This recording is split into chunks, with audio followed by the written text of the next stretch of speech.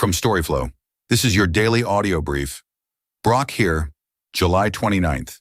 5 stories from across the leagues. Straight ahead, let's get into it.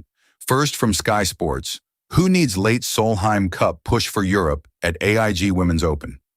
Listen, so the Solheim Cup is just around the corner, and Europe's captain Anna Nordqvist is still deciding on her final team. It's a huge night for players who've been on the bubble, trying to make a case for themselves at the AIG Women's Open. We're talking about the last chance for these ladies to make a statement, to show Nordqvist they belong on that team. It's not just about the golf, it's about the mental toughness and the ability to perform under pressure. The competition's fierce, and every shot counts. Players are going to have to dig deep and find a way to separate themselves from the pack. It's a big moment for a lot of these women. The stakes are high, but the reward is worth it. A spot on Team Europe and the chance to compete against the best in the world. This is what it's all about. Next. Second from PFT Alt. Leonard Williams. Cooper Cup make case for grass fields.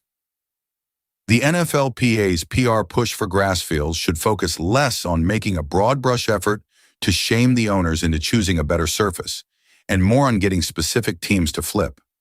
That effort, as previously explained, should start with the Seahawks, who are in the process of getting a new owner. On Tuesday, a pair of Seattle veterans made the case for grass during training camp press conferences. Defensive lineman Leonard Williams was asked whether seeing temporary grass at Lumen Field for the World Cup made him wish the grass would remain permanently. For sure, Williams told reporters. Up next. Third, from Awful Announcing. Amazon Prime Video. Rogers announced 12-year deal for NHL broadcasts in Canada. Prime Video and Rogers Communications announced a 12-year sub-licensing agreement on Tuesday that will see the streamer become the new home of Wednesday night regular season national NHL games in Canada. Per the announcement, Prime Video will exclusively broadcast Wednesday night national NHL games in English and French, starting with the 2026-2027 season. And then, fourth, from Awful Announcing. TMZ posts Tony Romo OE arrest sobriety test body cam videos. Tony Romo and CBS Sports were probably hoping that the news of his OE arrest would start to recede from the public consciousness at this point. Unfortunately for them, footage of police approaching the NFL commentator's car and the subsequent sobriety test has hit the internet. Romo was arrested Thursday night in Milwaukee on suspicion of operating while intoxicated after reportedly performing poorly on standardized field sobriety tests. He was subsequently booked on a first offense operating while intoxicated OWI charge and released. Next, fifth from PFT Alt. Saquon Barkley wants to be remembered for more than backward hurdle. Saquon Barkley's backward hurdle from 2024 immediately became one of the best plays in NFL history. The too good to be true move even made its way onto Madden 25. As good as it was, Barkley doesn't want to be known for it. When I got to the locker room and got to see the play, I realized I was able to do something pretty cool. Barkley told Chris Bumbaca of USA Today, "It's something. It's a play I'll never forget." Up next, sixth from PFT Alt. Geno Smith hates the fact that he created a potential distraction for Jets. Quarterback Geno Smith is back with the Jets. In the first offseason of his second tenure with the team, Smith was involved in an incident that sparked an on-again, off-again police investigation. The probe is currently off. On Tuesday, in his first press conference since the situation unfolded, Smith expressed regret for creating an off-field issue for his team. "I really hate the fact that something I was a part of could have been a distraction for this team, my teammates in this organization, because a lot of hard work has been put in," Smith said via Rich Simony of ESPN. A lot of guys and then. Seventh, from Awful Announcing. Cristiano Ronaldo, Thierry Henry filming upcoming drama series. Cristiano Ronaldo confirmed the 2026 FIFA Men's World Cup was his last World Cup before Portugal lost to eventual champion Spain in the round of 16. Despite appearing in a record 6 World Cups, the Portugal captain and all-time men's leading international goal scorer never came close to capturing an elusive World Cup trophy. So Ronaldo is setting his sights on winning an Emmy instead.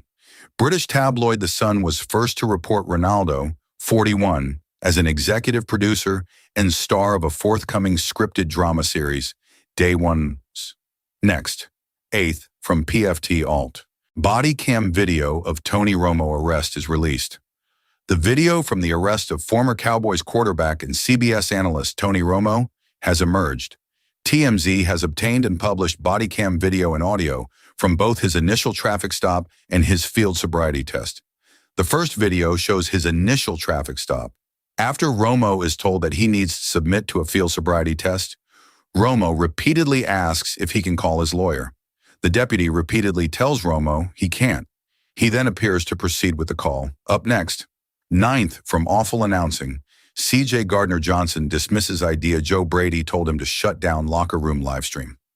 Buffalo Bills safety C.J. Gardner-Johnson is live streaming his 10-day subathon, a Twitch stream from training camp.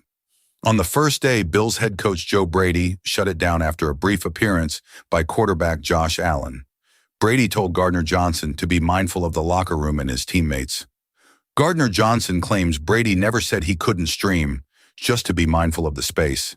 He's since moved his stream to his dorm room, where he's been setting the record straight and denying any issues with his new teammates.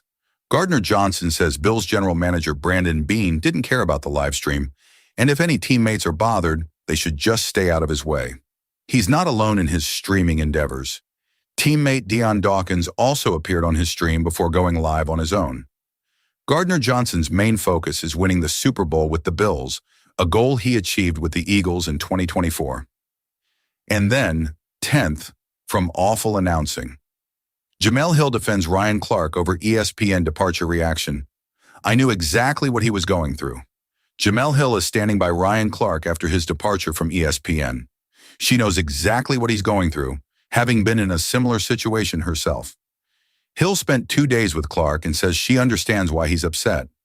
Clark was a rising star at ESPN, known for his work on various shows, but was let go in a way that he felt was unfair. Hill points out that Clark had to work hard to build his profile, unlike some other big-name athletes. She says it's not just about a job, but about representing a community and feeling like you've let them down when you're gone. Hill and Clark's situation is relatable to many in their community, where making it to a certain level is seen as a collective achievement. That's the rundown. Back at it tomorrow. Want this every morning? It's free. Set up your own feed at storyflo.com.